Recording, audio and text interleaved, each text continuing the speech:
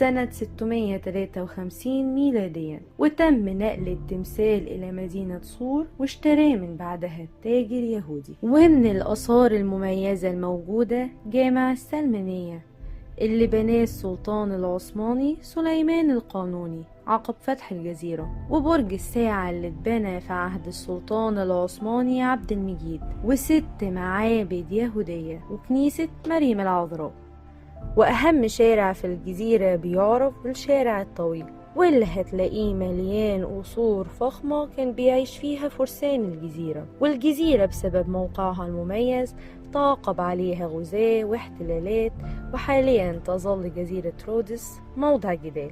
تركيا عايزاها باعتبارها أرض تركية، ففتحها كان على يد السلطان سليمان القانوني، واليونان عايزاها باعتبارها أرض يونانية، ولكنها إلى يومنا هذا تحت السيادة اليونانية.